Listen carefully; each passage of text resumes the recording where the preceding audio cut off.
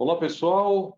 Boa noite. Sou Wagner Salzano, gerente da divisão de Supply Chain da IMAN. Serei o moderador do evento de hoje. Esse é o segundo webinar de uma série que iniciamos na semana passada, sendo todos eles realizados às quintas-feiras entre 19 e 20 horas. Nosso webinar foi desenvolvido em um conceito diferente das convencionais lives, pois iremos mesclar participações ao vivo com os vídeos. Assim, enquanto os participantes estão assistindo, os palestrantes, no caso aqui hoje será apenas um palestrante com dois painéis, estarão interagindo através do chat. Comigo hoje está o Sidney Rago para falar de dois temas. A gente vai ver dois vídeos. Primeiro, a gestão competitiva Lean, e depois nós teremos o segundo tema, análise de valor em processos administrativos, Lean Office. Tá? Apresentando o Sidney, que vocês estão vendo aí na tela. Sidney Rago é diretor da IMAN Consultoria, responsável pela divisão de estratégias e performance, com 32 anos de experiência profissional, tendo participado já de mais de 250 projetos na parte de consultoria, tais como Saint-Gobain, Gerdau, Abung, a Tramontina, Metalcraft, Rousselot, Schmersal, entre outras empresas que prestou serviço como gerente de projetos. Formado em engenharia mecânica pela FEI, ele tem MBA em gestão empresarial na FGV e extensão na Universidade da Califórnia, nos Estados Unidos. Ele é coordenador técnico das missões do IMAN ao Japão, é instrutor do IMAN em cursos de aperfeiçoamento nas áreas de gestão competitiva, supply chain, logística, produtividade, custos industriais e liderança. Ele vai estar apresentando, então, os temas aí que ele é bastante afim e grande especialista no assunto. Quero deixar, antes da gente iniciar os vídeos, alguns lembretes para o pessoal. Quem quiser ter acesso ao material complementar dessas apresentações, deverá clicar no link abaixo da tela. Então, tem um link abaixo da tela aí no YouTube, e vocês clicam e podem puxar esses materiais. São dois links, um para cada apresentação. Se vocês gostarem da apresentação, vocês poderão curtir, então tem um curtir aí no YouTube, o dedão para cima, e aproveitar para fazer inscrição para os nossos próximos webinars da IMAN. A partir da próxima quinta-feira temos mais assuntos. Podem também clicar no sininho, e assim vocês receberão automaticamente os lembretes para os nossos webinars, todas as vezes em que nós estivermos no ar. Além desses webinars, a IMAN possui uma ampla gama de cursos presenciais, cursos online, cursos EAD, além dos serviços de consultoria que podem ser conhecidos no site da IMAN, www.iman.com.br. Bom, então, agora vamos ao vídeo, pessoal. Vamos lá.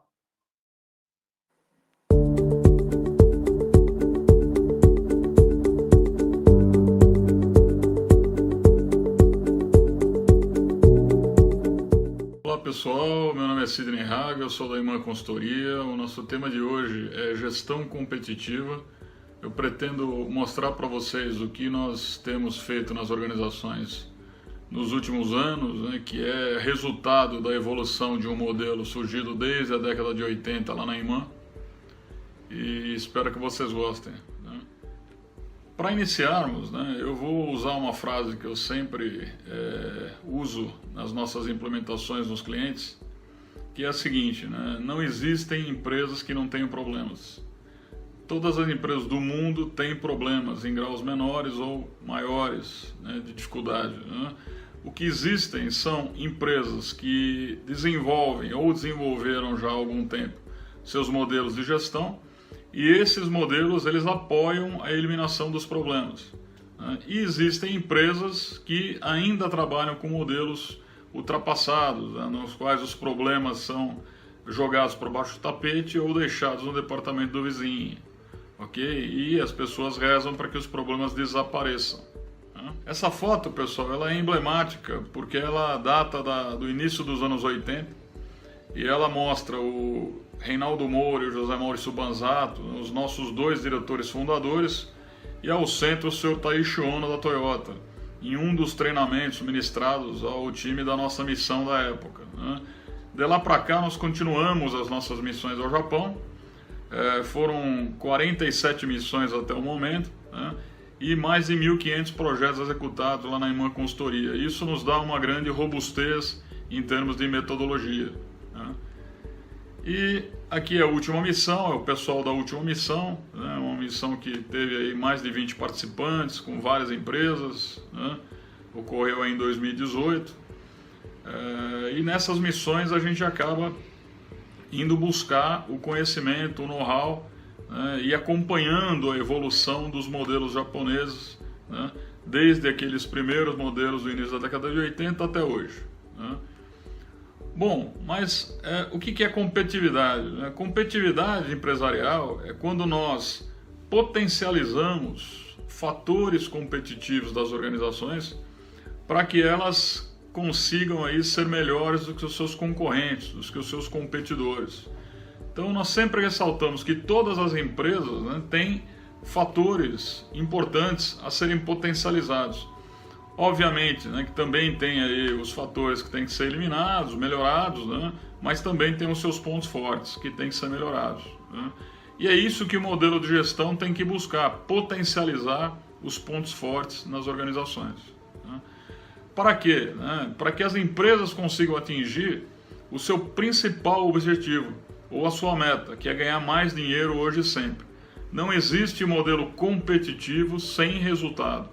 Não adianta uma empresa se imaginar competitiva se ao final do mês o seu resultado estiver no vermelho. E qual é a grande vantagem do modelo de gestão competitiva? Né? No início dos anos 80 e até nos anos 90, aconteceu conosco várias vezes, né, das ferramentas serem implementadas e se perderem ao longo do tempo.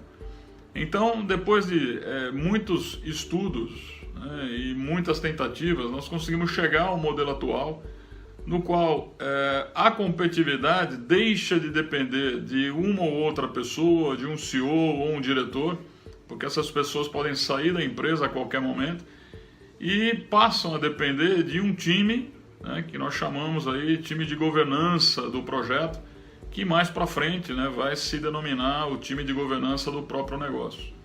Então essa é a vantagem no modelo de gestão. Ele vai fazer com que as organizações elas continuem melhorando ao longo do tempo, elas continuem se desafiando, as pessoas continuem melhorando, sendo desafiadas, né, e as empresas continuamente vão melhorando o seu desempenho e, obviamente, o seu resultado.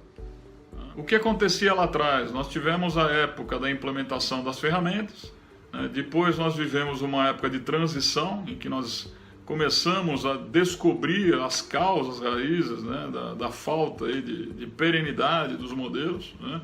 E finalmente, no início dos anos 2000, nós passamos a implementar o que nós chamamos hoje de modelo de gestão competitiva, né? Que basicamente é um modelo que, a partir de um diagnóstico empresarial, identifica, né, os potenciais de melhoria nas organizações e busca, dentre as ferramentas existentes, podemos citar aqui o Lean, WCM, o TPM, quais são as estratégias mais aderentes àquele tipo de organização para aquele momento, né? Com isso, né, o que nós podemos observar? Né, que a cultura organizacional, né, diferente do que se apregoava há um tempo atrás, ela não precisa ser totalmente destruída. Nós podemos trabalhar com a cultura organizacional como se ela fosse uma sopa, ou seja, acrescentando ingredientes a essa sopa, né? Todas as empresas do Brasil que viveram aí por 20, 30 anos, 40 anos, né, como é o caso da Iman, por exemplo, têm pontos fortes, pontos positivos, né, que fizeram com que essas empresas vencessem as diversas crises econômicas, né, e políticas que nós vivemos até aqui. Então, nós precisamos identificar quais são esses ingredientes que vão tornar as empresas mais competitivas, né? Então, esses modelos de gestão, eles são desenvolvidos através de estratégias. Essas estratégias são compostas por times multidepartamentais. Então, por exemplo, estratégias de manufatura enxuta, estratégias de supply chain, estratégias de escritório enxuto, de engenharia de desenvolvimento, né? E cada time desse, né, acaba adotando um conjunto de ferramentas e levando essas ferramentas ao Gemba, levando essas ferramentas ao nível operacional, onde elas vão ser implementadas, terem os seus resultados medidos e assim por diante, né? Então, o desenho do modelo, né, ele constitui na base estratégica para a definição do que nós chamamos das ferramentas preferenciais, né? Esse é um exemplo de modelo, né, que vocês podem ver no telhado dessa casinha, né, os nossos principais objetivos de competitividade, de lucratividade, né, de rentabilidade. Embaixo, né, vocês podem identificar aqui a base, né, de qualquer sistema de gestão, que são as pessoas que serão trabalhadas, serão treinadas, né, desde a alta direção até a liderança do chão de fábrica, né, passando pela liderança técnica, os gerentes, e depois distribuídas, né, nos pilares do nosso modelo de gestão, que são as estratégias, né? Então, isso constitui, né, o desenho esquemático aí do modelo de gestão, né? Agora, olhando a implementação desse modelo de uma maneira um pouco mais sistêmica, o que nós podemos observar, né?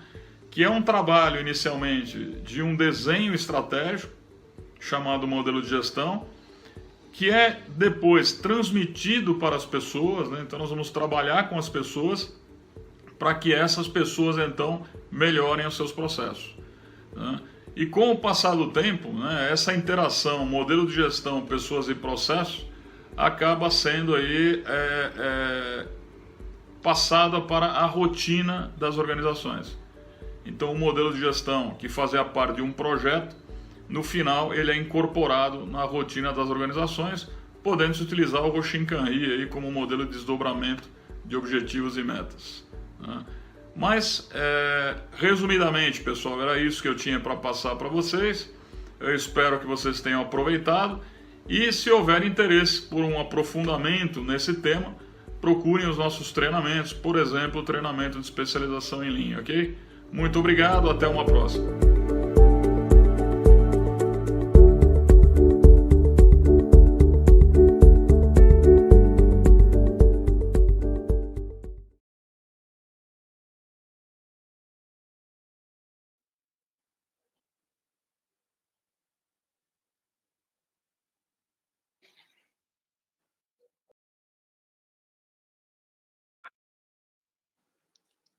Muito bem, pessoal. Então, tivemos aí o primeiro módulo aí do webinar. E, então, agora nós vamos às perguntas, né, dos participantes, em relação aí ao tema que foi exposto pelo Sidney. O Sidney já está a postos, né, Sidney? Se você já quiser dar uma boa noite para o pessoal, esteja à vontade. Olá, pessoal. Boa noite a todos. É um prazer estar aqui com vocês e fico à disposição aqui para nós trocarmos experiências relacionadas aí à gestão competitiva na empresa de vocês, ok?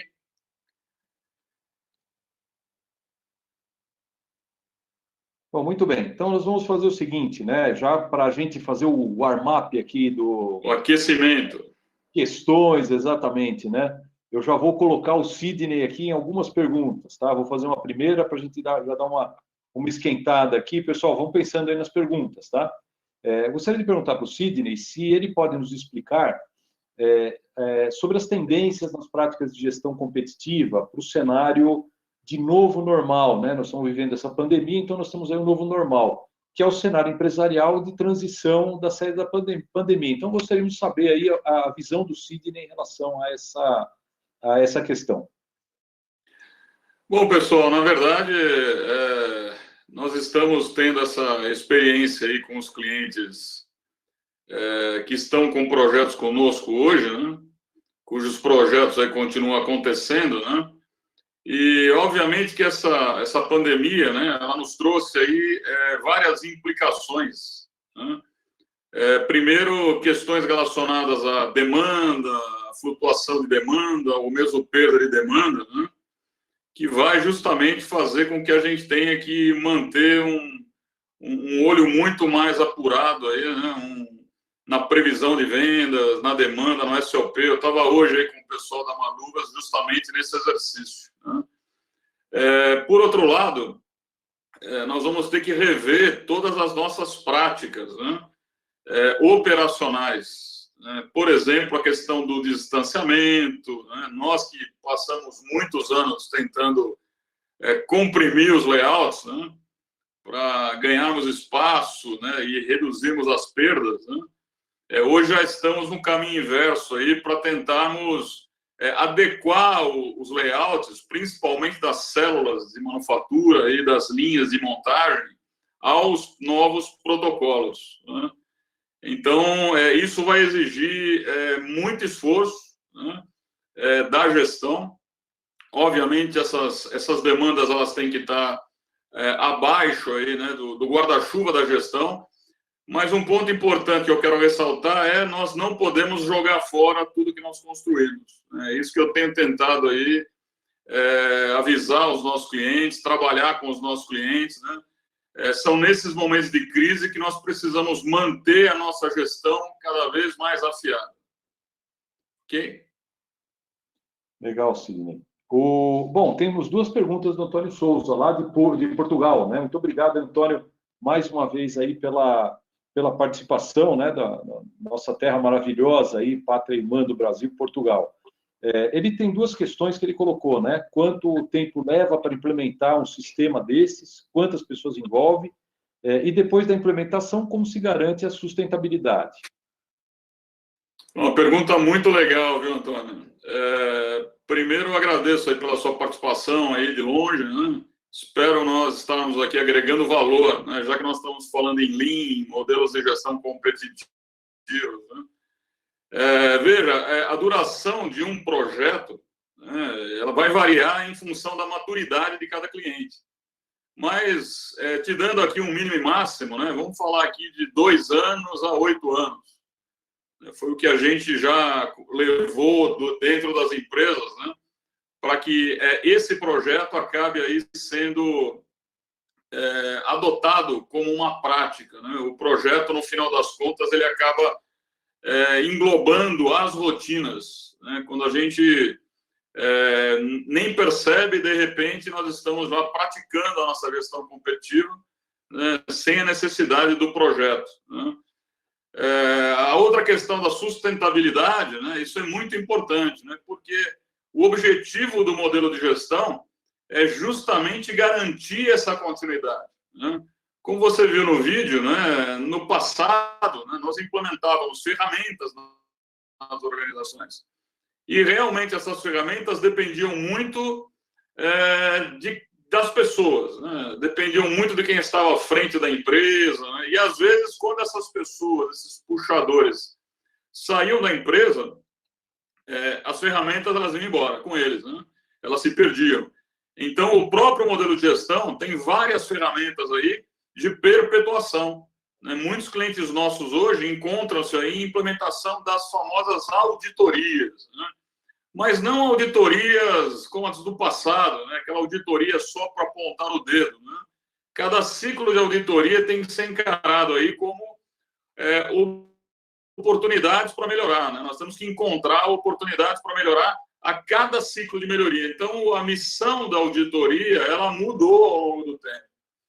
Ela tem que proporcionar suporte, conhecimento, né, para que as pessoas possam continuar melhorando, né? E se tudo der certo no projeto, né, não existe uma duração para terminar, porque se tudo deu certo, eu costumo comentar com os nossos clientes que nós vamos continuar fazendo melhoria para sempre, né? Nós entramos nessa jornada, mas não terminamos mais. Ok? Legal. Tem uma pergunta, Sidney, agora do Eduardo Banzato. Muito obrigado, Eduardo. Sei que você está na estrada, né? E nos acompanhando também, nosso diretor da IMAN. Ele está colocando a pergunta: como você vê o avanço da tecnologia nas empresas que têm implementado modelos de gestão competitiva? Então, vou responder a pergunta do Eduardo, né, com muita satisfação. Vamos dividir a resposta em duas partes, né? Primeiro, né, o avanço da tecnologia ela é inegável, né?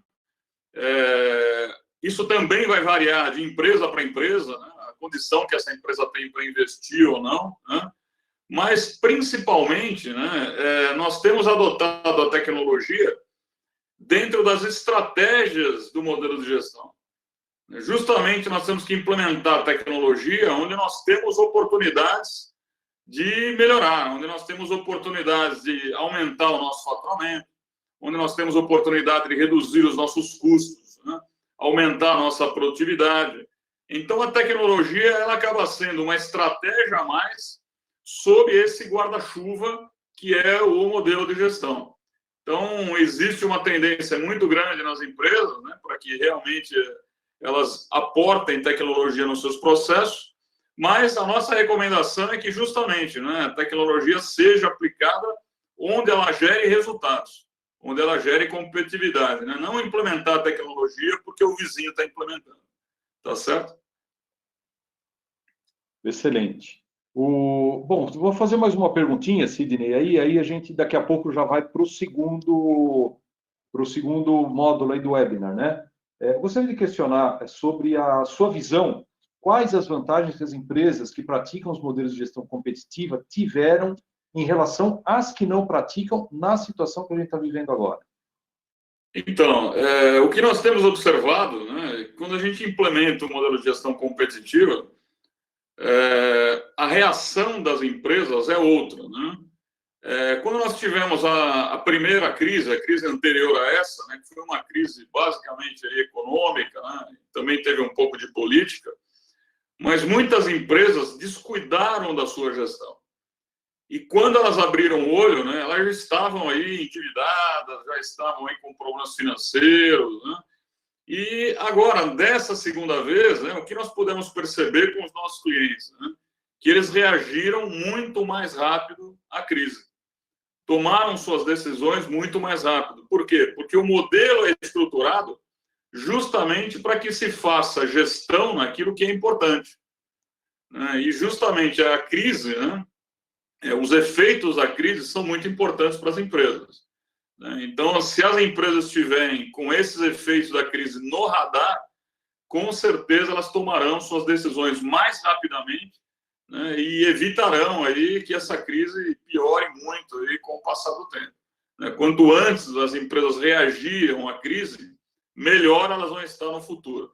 E essa rapidez de reação depende justamente do modelo de gestão. Essa é a ideia, né? Legal, Sidney. Mais uma questão, vamos aproveitar que acho que a gente ainda tem um tempinho. A Lúcia ainda, né? Lúcia está... Temos, sim. Temos, né, Sidney? Acho que está tranquilo, né? A Lúcia está perguntando, implantar qualquer sistema tira as pessoas da zona de conforto e muitas vezes acabamos não conseguindo o sucesso esperado. Como trabalhar esse assunto? Então, Lúcia, outra pergunta muito legal de responder, né? Porque muita gente pensa que a implementação de um modelo de gestão competitiva, né? E aqui eu estou me referindo a Lean, TOC, teorias de restrições, Seis Sigma, qualquer que seja a estratégia desenhada dentro desse modelo, é um trabalho muito técnico, né? Sem dúvida que exige aí, né, principalmente na hora de nós implementarmos as ferramentas, exige um domínio técnico. Porém, como você comentou, nós vamos trabalhar para modificar a forma das pessoas pensarem. Então, 85%, como já dizia aí o Demi, né, é comportamental. Então, para isso, né, nós temos uma regrinha nas nossas implementações muito simples, né? Para nós comprometermos as pessoas, né, primeiro nós temos que envolvê-las. E para que essas pessoas se envolvam com o novo, essas pessoas têm que ser, antes disso, conscientizadas. Então, eu sempre digo que ninguém se compromete com aquilo que não se envolveu. E ninguém se envolve com aquilo que não conhece. Então, primeiro, né, nós temos que mostrar para as pessoas os impactos, tanto positivos quanto negativos das mudanças, né? Eu sempre brinco que muitas vezes as coisas vão piorar primeiro para melhorar depois, né? Por exemplo, nós vamos ter que trabalhar mais durante a implementação. Por quê? Porque nós estamos fazendo as mudanças com um avião no ar. Então, as rotinas estão acontecendo, as pessoas elas estão aí trabalhando nas suas rotinas e terão que se dedicar ao projeto. Então, vai haver uma dedicação a mais. Isso tem que ser claramente comunicado para as pessoas no início da implementação. Então, nós temos que conscientizar as pessoas do que elas vão ganhar, do que a empresa vai ganhar, né? E também do ônus, né? Da parte dos investimentos que nós vamos ter que fazer, principalmente relacionados a tempo, né? E depois, obviamente, envolver as pessoas nas soluções. Deixar as pessoas pensarem, né? Que é justamente a oitava perda, né? Aquela que, em primeiro lugar, a gente tenta retirar nas empresas, né? As pessoas, elas têm que aprender a pensar ou reaprender a pensar. Elas têm que sair do quadrado, né? Como você comentou, sair da zona de conforto, e justamente essa parte demanda aí o compromisso das pessoas, né? Infelizmente ou felizmente, as pessoas, elas são diferentes. Então, o que nós podemos fazer é asfaltar a estrada para que a gente crie condições para as pessoas se motivarem e se comprometerem, né? Mas, como nós sabemos, né? Nem todas as pessoas vão querer andar naquela estrada, né? A maioria vai, né? Mas algumas pessoas decidem que não querem se comprometer e está acabado. As pessoas, elas tomam as suas decisões, né? E aí nós vamos ter que identificar essas pessoas ao longo do caminho, né? Para conseguirmos trabalhar com elas aí, né? Para que elas não se transformem em restrições da implementação. Ok? Muito obrigado, Sidney. Eu acho que estão respondidas as perguntas, né, que foram feitas. E vamos agora, então, ao segundo vídeo, né? Então, vamos lá ao vídeo ação.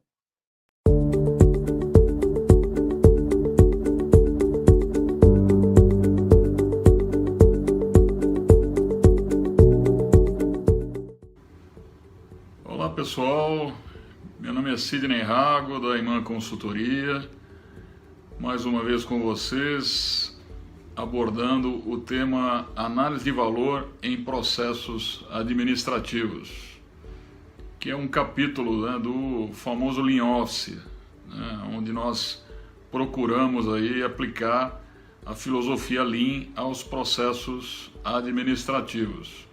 Então, hoje nós vamos abordar as diferenças, né, entre se fazer uma análise de valor num processo de manufatura, né, que é bem mais simples, diga-se de passagem, e a análise de valor em um processo administrativo que, por incrível que pareça, é bem mais complexo, tá?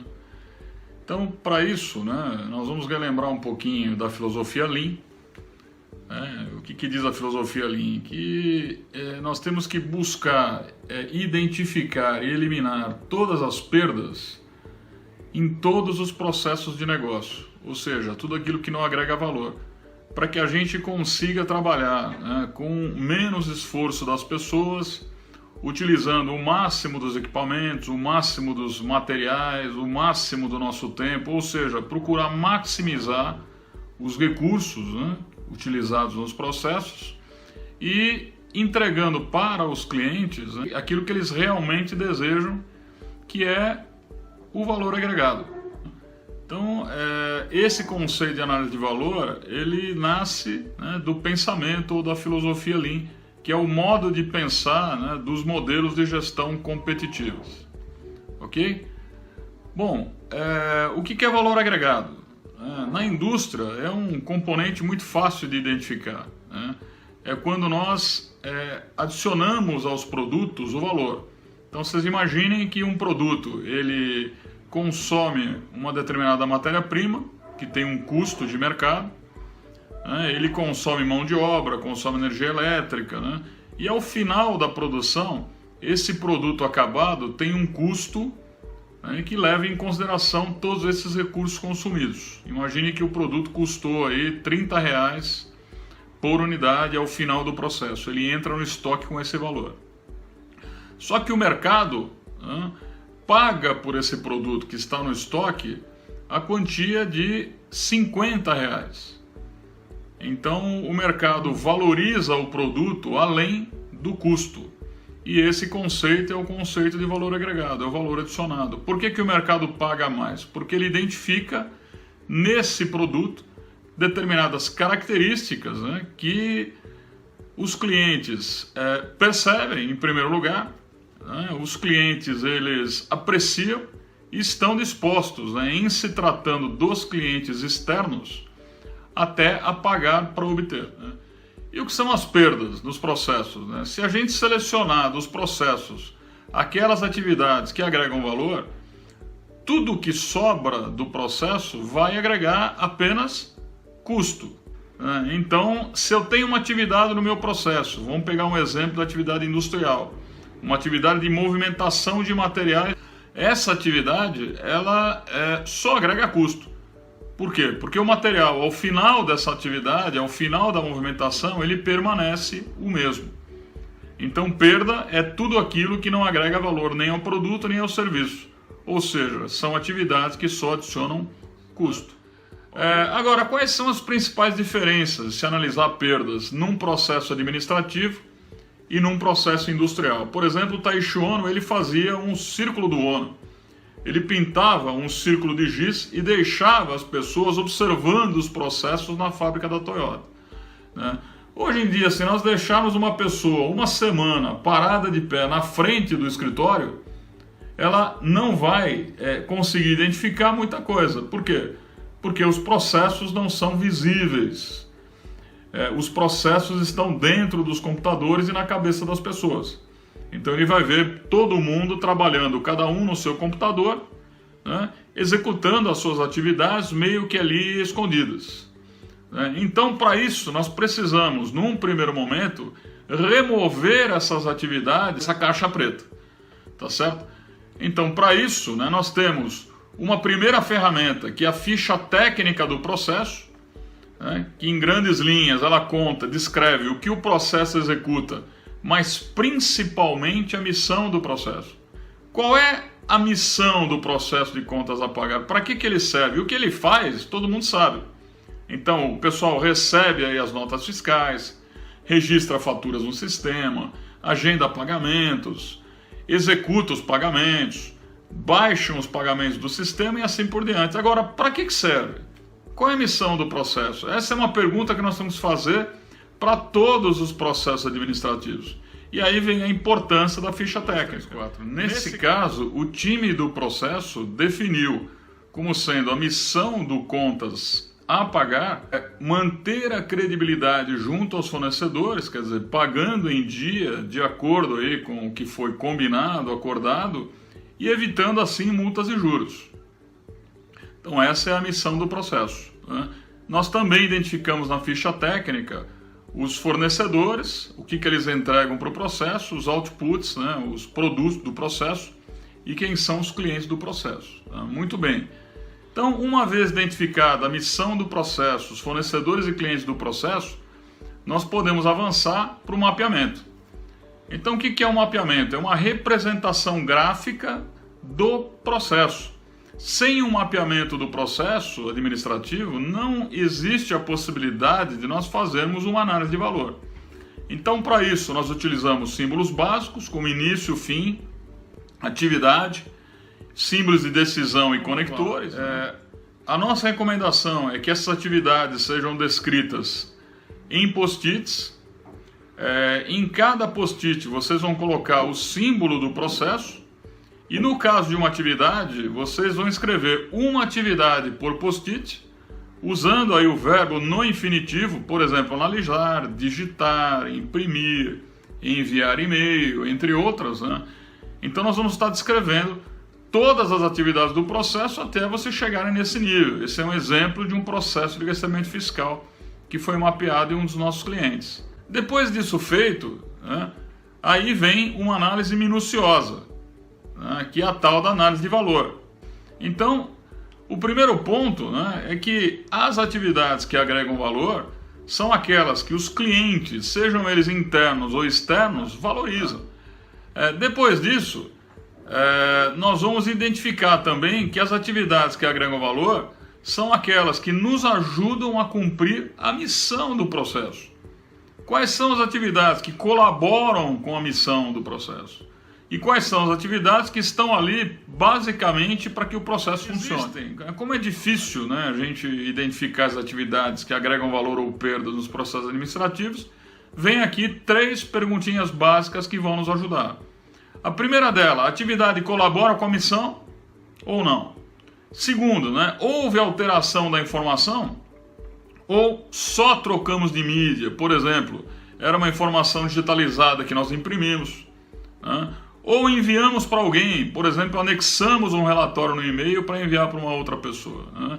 E a terceira pergunta é, essa atividade foi feita certa desde a primeira vez ou ele é um retrabalho? Por exemplo, a partir do momento que nós identificamos um erro, uma divergência nas informações de uma nota fiscal, dali para frente, tudo que nós fizemos cai na categoria de retrabalho, ou seja, são todas atividades denominadas perdas, né? Muito bem, então, um exemplo, né? Uma atividade que agrega valor, efetuar os pagamentos aos fornecedores. Então, se nós formos lembrar da missão do processo, né, essa atividade ela ajuda a mantermos a credibilidade do processo de contas a pagar, pagando os fornecedores em dia, né? Ela transforma a informação, por quê? Porque nós não tínhamos feito o pagamento antes, agora nós fizemos. Então nós transformamos, né, o status daquela atividade, ou daquilo que está passando pelo processo. E terceiro, isso não é um retrabalho. Agora, se nós errarmos e tivermos que refazer os pagamentos, aí sim isso seria um retrabalho. E aí cairia na categoria de perdas, né? E um exemplo de atividade que não agrega valor, enviar e-mail com o relatório de pagamentos à contabilidade. Veja, esse relatório já está digitalizado, ele está num sistema e nós vamos ter que gerar um relatório, gerar um arquivo, anexar o e-mail para enviar à contabilidade, quando a contabilidade poderia ter acesso ao nosso sistema ou vice-versa, para que a gente não precisasse enviar esse e-mail.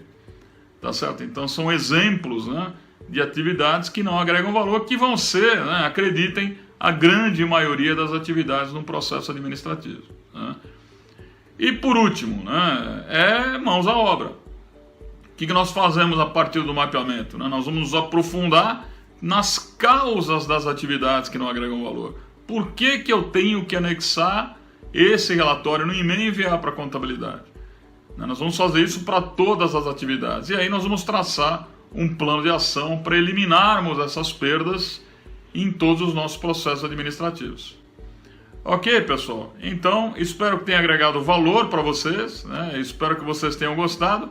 E se quiserem maiores informações, procurem, né, os nossos treinamentos, por exemplo, o treinamento de Lean Office, que vai aprofundar bastante esse assunto, tá bom? Um abraço para vocês, ficamos por aqui, tudo de bom.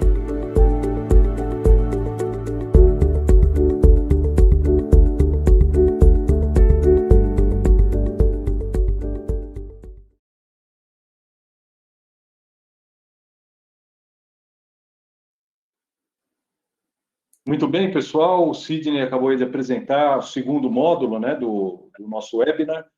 Então, agora ele vai estar novamente à disposição aí para responder as questões de todos, né? Aí, então, por favor, né, pessoal, tendo dúvidas aí ou esclarecimentos, é lá no chat do YouTube, né? Antes de passar a bola para o Sidney, quero relembrar algumas coisas aí sobre justamente os nossos webinars, né? Para quem está entrando na audiência rotativa, né, como diria o pessoal, os materiais complementares, então, o material dessa aqui também está embaixo da tela, tá? Então, todo o material complementar sobre o tema que o Sidney comentou agora, abaixo da tela. Tem 2 links, tem o da primeira apresentação, quem perdeu o link está lá, o segundo dessa apresentação também. Os próximos webinars da IMAN, aquele mesmo procedimento, curtam e aproveitem para fazer a inscrição já para os próximos webinars, toda quinta-feira, 19 horas, né? Se vocês quiserem ser avisados, cliquem no sininho para receber automaticamente os lembretes dos webinars, toda vez que a gente estiver no ar, tá? E acessem o site do IMAN, né? Mais uma vez lembrando, quiserem conhecer aí os nossos cursos presenciais, cursos online, EAD e todo o serviço de consultoria, e mais os diversos outros temas que a gente trabalha, por favor, acessem o site www.iman.com.br. E agora nós vamos para as perguntas para o Sidney aí responder. O Sidney que está aqui ao vivo, né, vai responder as questões, né? Como ainda não chegou aqui no YouTube nenhuma pergunta, eu vou fazer o mesmo warm-up que nós fizemos na nossa primeira palestra, né? Para a gente, o pessoal pensar aí nas questões e começar a se aquecer, tá? Então, eu pergunto para o Sidney, né? Qual o peso, Sidney, atual das ineficiências em processos administrativos nas empresas brasileiras, mais ou menos, tá? Eu sei não números precisos, mas mais ou menos em percentual do tempo perdido, por exemplo, em atividades administrativas, segundo a sua experiência. Bom, legal, sua pergunta é muito boa, né? Primeiro, né, que vocês puderam perceber com o vídeo que é muito mais difícil, né, nós eliminarmos perdas de processos administrativos do que de um processo de manufatura, por exemplo, né? Por quê? Né? Porque cada processo administrativo tem a sua própria missão. Então, nós temos essa dificuldade, né, de identificar as atividades que agregam valor e as atividades classificadas como perdas, né? Mas eu podia estimar aqui, Salzano, que do tempo que nós gastamos nos nossos processos administrativos, nós temos uma oportunidade aí de mais ou menos, um pouquinho para mais, um pouquinho para menos, de uns 75%. Isso não quer dizer, né, que nós vamos, fazendo um trabalho de lean office, né, logo de cara reduzirmos o nosso tempo para 25%. Né?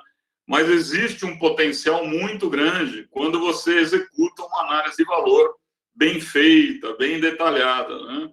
Essas perdas acabam aparecendo, né?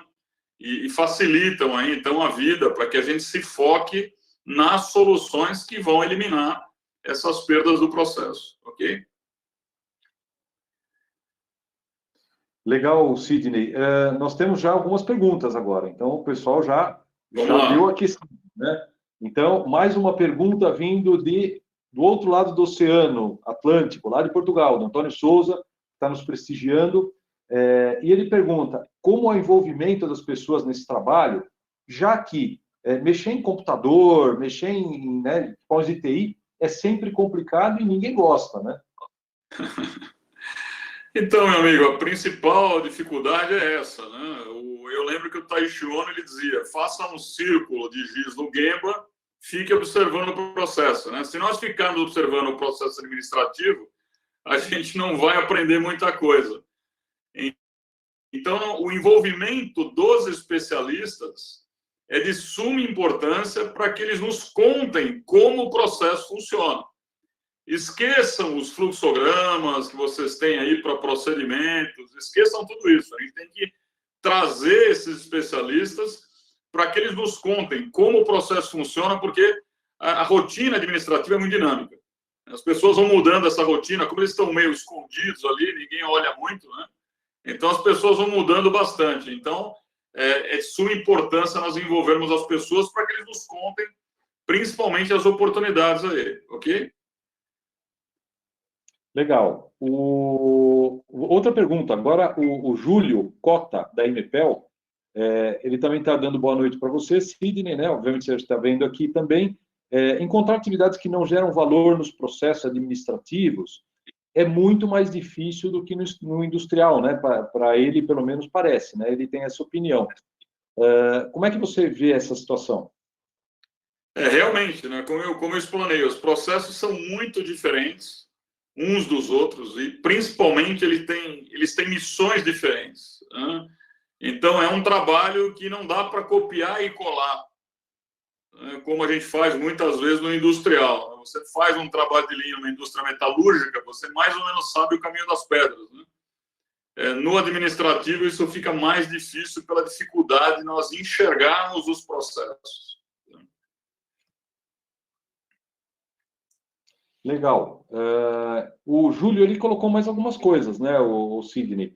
Como, por exemplo, toda essa parte de processo de inspeção, né, que não agrega valor, mas é necessário. A gente sabe que tem muita coisa que realmente não dá para fazer. Ele está perguntando, é assim também no Office? Existe esse tipo de situação de inspeção? Como é que você visualiza isso? O Júlio é nosso amigo lá de Santa Catarina, né, da Imepel. Já tivemos junto aí em projetos de implementação de gestão competitiva. Boa noite, viu, Júlio? É um prazer aí estar aqui interagindo contigo aí, tá? Mas o Júlio tem razão. É muito pior nos processos administrativos, né? A inspeção, a conferência, a falta de autonomia, as alçadas de aprovação tudo isso vão fazendo com que o processo vá parando, com que o processo vai sendo interrompido, né? E são perdas. Então, nós temos que trabalhar na causa dessas perdas. Nós temos que trabalhar para ir gradativamente implementando a mesma qualidade na fonte, o mesmo Jidoka que a gente implementa lá no processo de manufatura. A cadeia de ajuda, ela é muito importante, a capacitação, o trabalho padronizado, né? Para que a gente vá gerando autonomia e fazendo com que o processo flua, né? Porque todas as vezes que nós interrompermos os nossos processos, nós vamos começar a ligar o reloginho e contabilizar essa perda, tá certo? E essas perdas, elas acontecem justamente por falta de autonomia, por necessidade de aprovação, né? Então, por exemplo, nós estamos desenvolvendo um projeto hoje numa empresa multinacional americana que trabalha regida pela SOX, a Sarbanes-Oxley, né? E essa norma, ela é uma norma que implementa nas empresas muitos controles de governança. Então, os processos, eles ficam mais pesados, né? Só que acontece a mesma coisa que acontece nos processos de manufatura. É a tal da interpretação da norma. Então, por exemplo, né, o pessoal fala, a SOX pede para que você tenha um protocolo na hora de entregar um documento para alguém. Não, ela não pede isso, né? Isso foi inventado por alguém que foi implementar a SOX na empresa, né? Então, em empresas que têm a SOX aí, é muito mais difícil. Cria uma complexidade extra aí nos controles. Exato. O Eduardo Banzato está fazendo mais uma questão lá, né? Já no meio ali da estrada, né? Se o envolvimento da alta liderança é fundamental na implementação de modelos de gestão competitiva, poderia ser o Lean Office uma estratégia para iniciar a implementação? Boa pergunta, Eduardo, de novo, hein? Olha, muito legal. Então, veja, no passado, como é que funcionava, né? Via de regra, nós começávamos essa implementação pelos processos que tinham maior custo, pela manufatura, por exemplo, pela logística, supply, né? E o Lean Office, normalmente, ele acabava acontecendo algum tempo depois, ele não era priorizado, né? Mais recentemente, eu diria de 3, 4 anos para cá, nós temos na montagem do modelo de gestão competitiva, obviamente, tudo isso junto com os clientes, com a aprovação dos clientes, com o entendimento dos clientes, priorizando os trabalhos de Lean Office logo de largada, né? Porque muitos processos administrativos acabam impactando no processo operacional. Então, para não ficar só no conceito, né?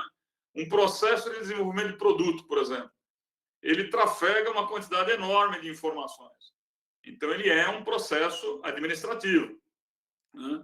E ele vai, obviamente, impactar a fábrica. Se eu não conseguir chegar na fábrica com todas as informações necessárias que eu necessito para a produção, nós vamos gerar perdas no processo de manufatura, né? Então, o Lean Office ele acaba, hoje em dia, sendo muito reconhecido e priorizado pelas organizações.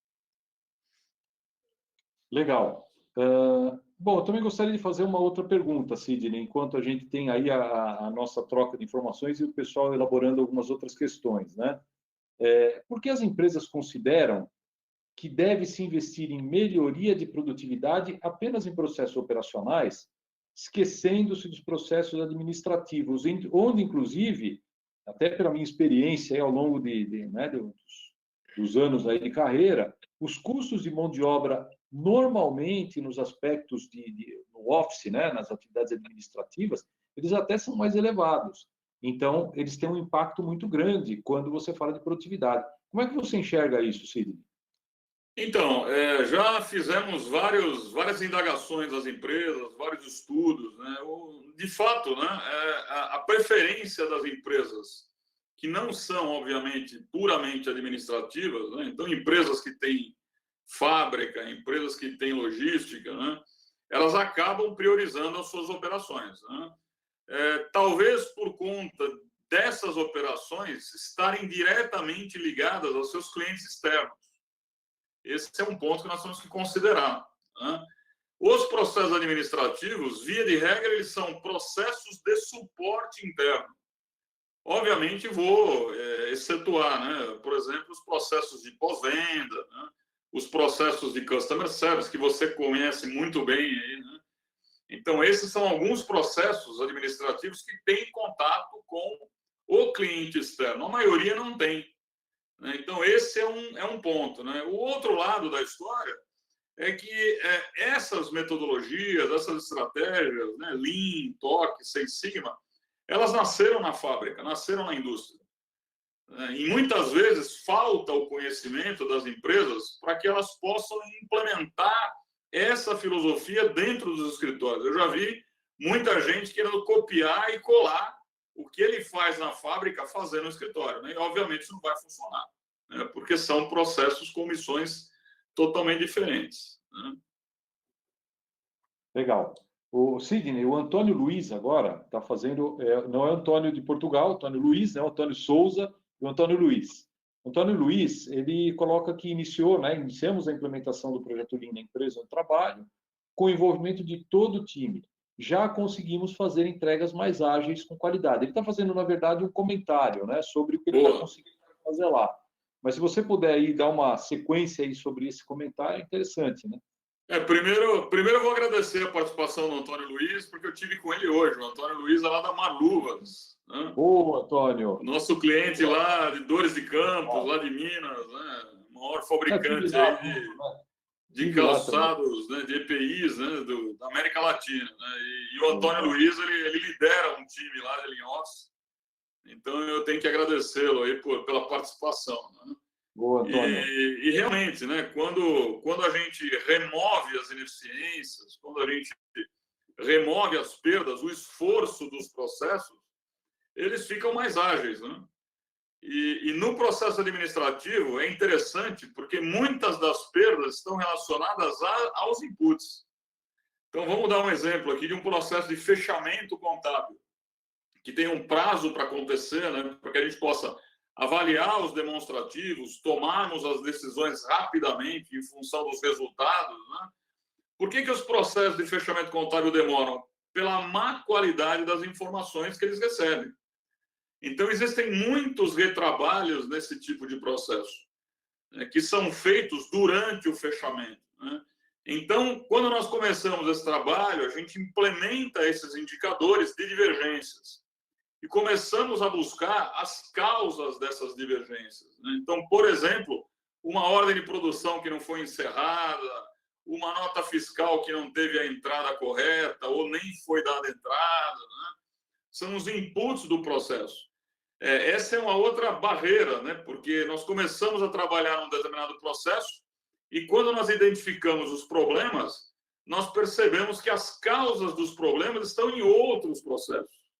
Então, nós vamos ter que atuar nesses outros processos para melhorarmos o processo em questão. E muitas vezes, vocês sabem melhor do que eu, né? Existe lá a barreira departamental, existe a barreira de um diretor e do outro, um processo responde para um diretor ou responde para o outro, enfim. A questão política, né, que também gera alguns entraves, né? Por isso que contra dados, né, não é argumentos. Uma grande diferença do Office com relação aos outros processos é que uma fábrica, uma operação de logística, elas já estão muito acostumadas a trabalhar com indicadores de desempenho, né? Quando você entra nos processos administrativos, muitos deles não medem, não têm indicadores, não medem o seu próprio desempenho. Então, nós precisamos, primeiro, implementar esses indicadores, conscientizarmos as pessoas de que é importante para a gestão, lembrando daquela máxima, né? Aquilo que a gente não mede, a gente não gerencia, né? E aí sim, né? Quando nós começamos a falar com dados, quando nós começamos a medir essas divergências, isso fica muito mais fácil, né? Porque é muito mais fácil você chegar com os dados para conscientizar as pessoas dos demais processos, né? Que elas precisam ajudar também, que elas precisam melhorar também. Então, esse é um aspecto importante aí, né? Os processos, eles todos se interrelacionam, né? Um processo de departamento pessoal com o processo de fechamento da folha, o processo de fechamento da folha com o processo de fechamento contábil e assim por diante, né? Existe uma grande inter-relação entre eles, né, internamente. Então, muitas vezes, né, existe aquele ótimo isolado. Eu penso que eu estou fazendo uma melhoria para o meu processo e, na verdade, eu estou fazendo uma pioria para o processo do vizinho. Vocês me desculpem a brincadeira, né? É que eu brinco nas empresas aí com a tal da melhoria versus pioria, né? Então, a gente melhora os nossos processos e causa dificuldade para os outros. Então, o mapeamento de valor, né, é uma ferramenta muito importante para que a gente demonstre para as pessoas que isso realmente está acontecendo, né? Legal. Bom, vamos aí a uma última pergunta, né? A gente termina pontualmente às 8. O chat pode continuar um pouquinho depois, tá? Então, pessoal, se tiver alguma pergunta, a gente deixa aberto mais um tempo. Mas vamos fazer uma última questão aqui, a última pergunta ao vivo aqui, para que o Sidney possa responder. Eu gostaria de saber, Sidney, na sua visão, quais as tendências futuras do Lean Office que serão absorvidas pelo cenário atual da pandemia, tá? A gente está tendo aí uma mudança, toda essa história de novo normal e toda essa adaptação home office que a gente está fazendo, inclusive, né, com esses próprios webinars, né? Em especial aí justamente essa questão, e como isso vai ser trabalhado, como isso deve ser trabalhado numa visão Lean Office para gerar a máxima eficiência. Excelente pergunta, Salvador, porque é justamente o que nós estamos vendo hoje, né?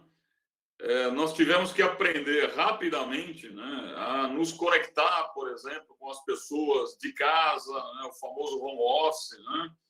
E então os nossos processos serão modificados, né? Mesmo quando nós voltarmos ao que você chamou aí adequadamente de novo normal, né? Nós vamos ter que manter a distância entre as pessoas. As reuniões não serão mais as mesmas, nós vamos ter que prever reuniões, como nós já estamos fazendo em alguns clientes que nós atendemos presencialmente com menos pessoas, né? Então, tudo isso, se nós não cuidarmos dentro desse aspecto de perdas, isso pode gerar uma série de perdas, quando, na verdade, são oportunidades. São trade-offs, né? Você fala, puxa, eu vou ter que me conectar aqui ao vivo para falar com as pessoas. Em contrapartida, não preciso pegar o meu carro e ficar no trânsito, né, perdendo meu tempo no trânsito. Eu posso ficar da minha casa interagindo com as pessoas. Então, se nós utilizarmos adequadamente as novas tecnologias e dentro de casa, né, mantermos aí o distanciamento, as regras de higienização e tudo mais, os famosos protocolos, né, nós poderemos tirar proveito disso tudo. Nós poderemos, inclusive, eliminar determinadas perdas, né? Uma perda importante que nós já vemos, que está melhorando, por incrível que pareça, é a pontualidade. Nós acabamos de falar aqui com a nossa preocupação de terminarmos às 8, né? Então, as pessoas já têm essa preocupação de entrar nas reuniões online, e eu estou sentindo isso, muito mais pontualmente do que nas reuniões presenciais. Exatamente. Exatamente, Sidney. Eu acho que a gente tem aí um desafio muito grande, né, nessa questão do novo normal, do Lean Office, é o tema do momento aqui, né, exatamente. Então, a gente tem justamente essa situação aí para trabalhar muito bem, né? As empresas vão ter que trabalhar de uma forma, já trabalhando agora, mas vão ter que trabalhar e inserir isso nos seus procedimentos de trabalho, né? Bom, pessoal, muito obrigado. Eu quero agradecer a todos aí, então, pela participação, né? O Luiz Carlos Figueiredo, o Sidney, lá o pessoal da Batatais aí, né? A CE de Batatais. A CE de Batatais. Grande abraço, Figueiredo. Abraço aí para o Figueiredo. Bom, nós vamos encerrar, né? Falta um minutinho aqui, já estamos no minuto final. Muito obrigado pela participação de todos mais uma vez. Quinta-feira, próxima, 19 horas, tem mais um webinar. Se inscrevam, né, nos links aí que a gente encaminha para os próximos temas e continuem conosco, né, para que a gente possa, mais uma vez, bater um longo papo com vocês e passar um pouquinho mais de conhecimento. Obrigado, Sidney. Muito obrigado aí pela aula aí que nos deu aí sobre esses temas. E até a próxima, pessoal. Muito obrigado. Eu que agradeço.